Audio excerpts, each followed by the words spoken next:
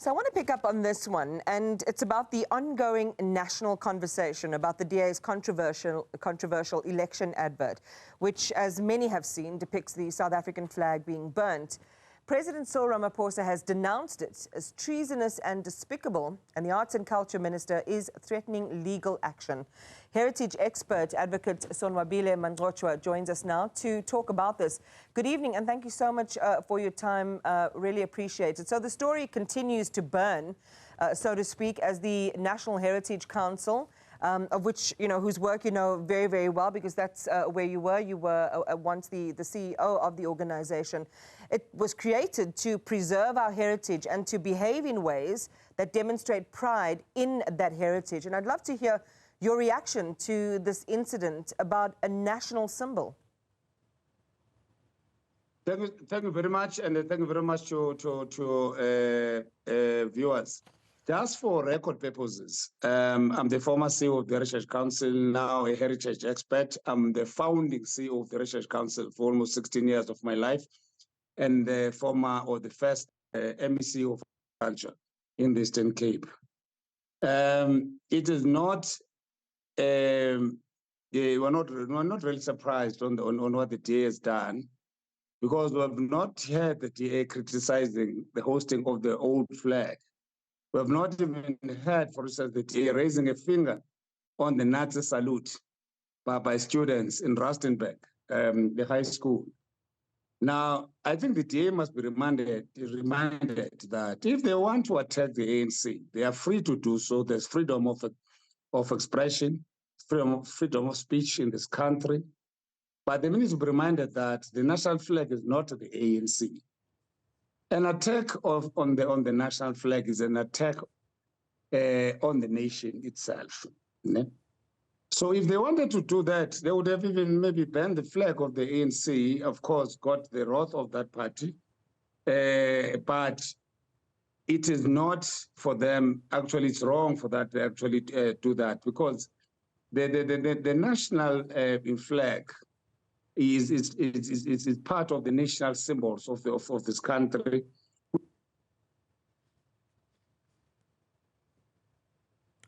It should never be, confused for any political or used for political purposes. That's an interesting take, advocate. And I want to pick your brain about this one, leading from what you've just said. The president has described it as treasonous. This is a crime of betraying one's country. Do you see it this way as well? And is it time for it to be, and something like this to be punishable by law in South Africa? I think, there are two things here. One, there are certain conducts that should be morally irreprehensible, though not illegal per se in law. For instance, a party like the DA, which is the second biggest party in parliament, they ought to know this, that you cannot use a national flag to depict whatever anger you have against any party. If they want to score points, they can do whatever. There's freedom of expression in this country, freedom of speech.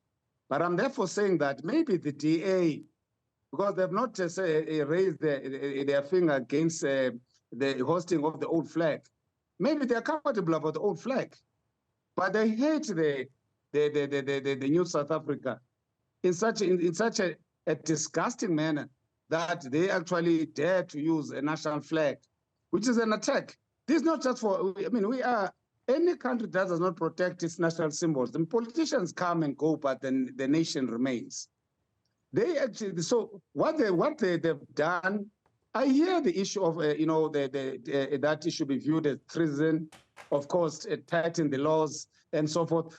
We've seen, for instance, students in Rustenburg using this Nazi salute. And was therefore, such conducts, should not just be punishable. People in their right senses, the DA needs to be interrogated whether they are in their right senses or not, yeah, well, for doing that. they have defended it. I mean, there's an op-ed as well by Helen Ziller that explains why they went the route that they did, and it was meant to bring the shock value, they say, to kind of warn the country of what would happen, and that in the reversal of, and which we'll talk about in just a moment, you know, there was a clear intention to kind of, you know, warn the country about the impending doom should there be a particular coalition and some of the other issues that the country is facing. I want to raise this, though, in the context of what you've just shared with us, the question around the illegality or criminalizing the burning of the flag. There are many countries around the world that don't make it illegal to burn a flag, and we think of the US and Australia, the US court recognizing that the First Amendment protects certain forms of symbolic speech. Flag burning is such a form of symbolic speech, they say. But when a flag is privately owned, the owner should be able to burn it if the owner chooses, especially if it's meant in the form of protest. And I'd love your thoughts on that, as well as the caveat on private burning.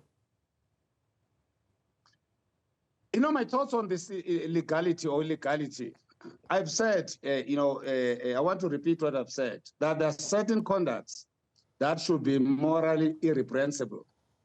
They should be define itself outside the norm of you know, what is morally, you know,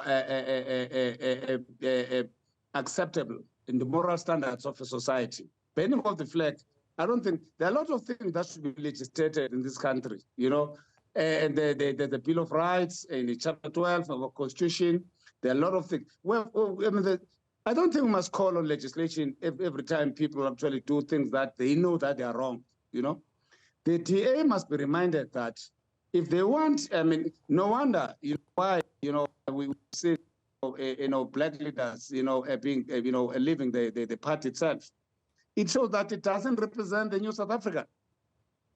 So why they should actually be you know, not only they should be ashamed, but the people of South Africa must see themselves.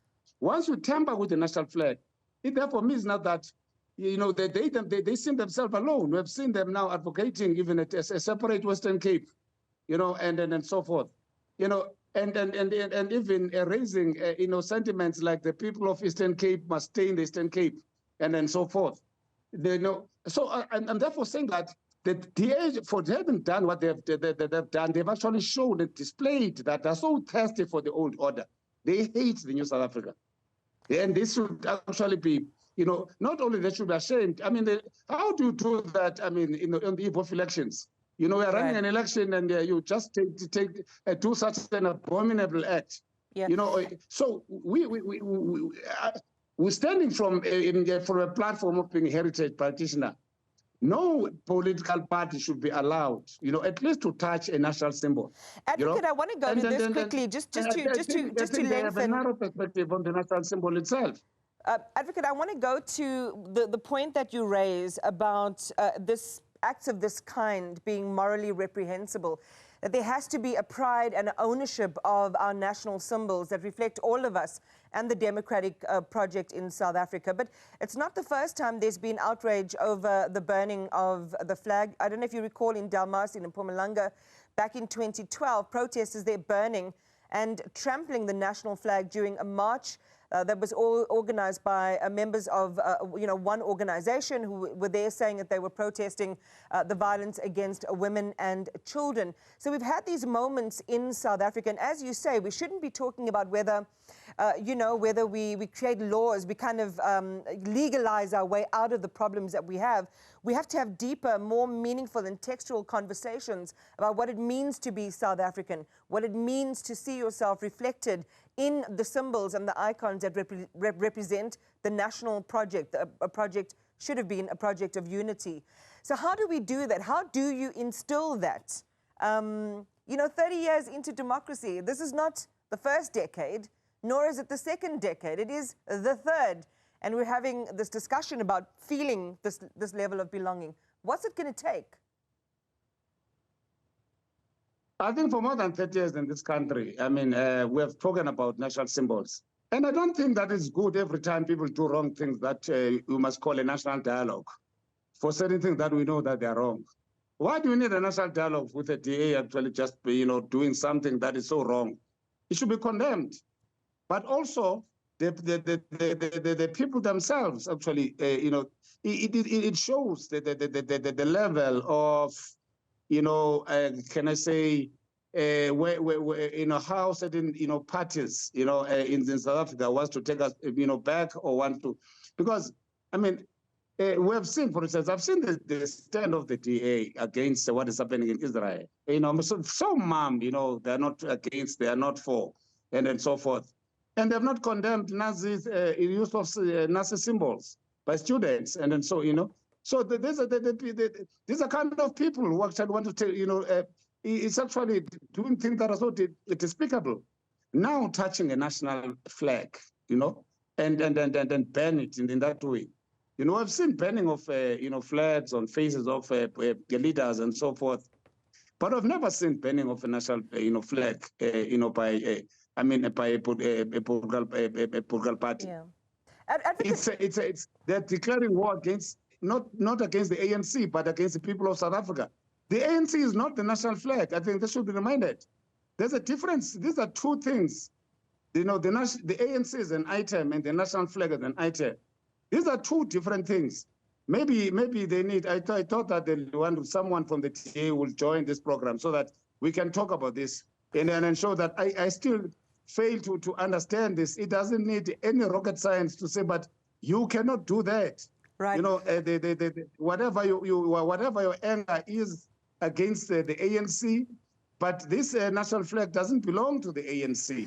Advocate, you know, what do we do? I just want to interject there, and I want to bring it. I've got to bring the conversation to a head as well. You're talking about, you know, having this kind of debate, and again, the DA has doubled down on the expression that it's made, defending its choice to go this particular route. In fact, saying that they framed the campaign and this ad as a success, saying that it sparked a conversation. Others are saying, well, you've missed the mark. It's not the conversation that you've sparked, but actually a sense of betrayal that you're expressing and widespread condemnation. How do we channel all of this now to a place, as you're expressing righteous indignation that's been echoed across South African society and shared on social media platforms? So we know that that anger is there. The question is, what now?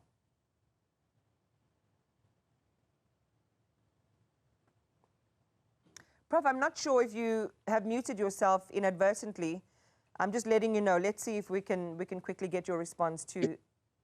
Go ahead. It's a silly excuse.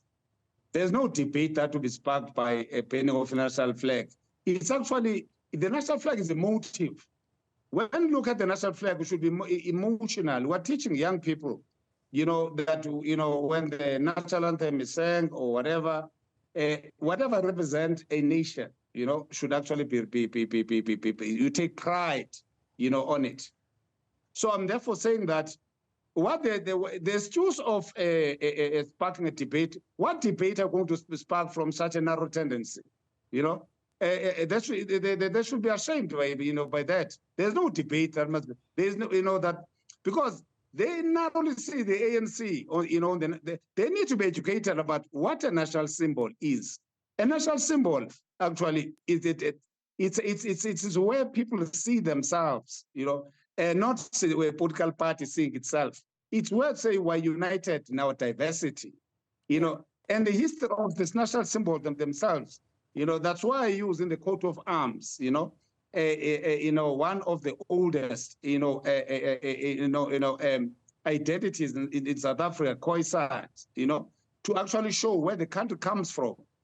Then that has nothing to do whether we're the service delivery or not.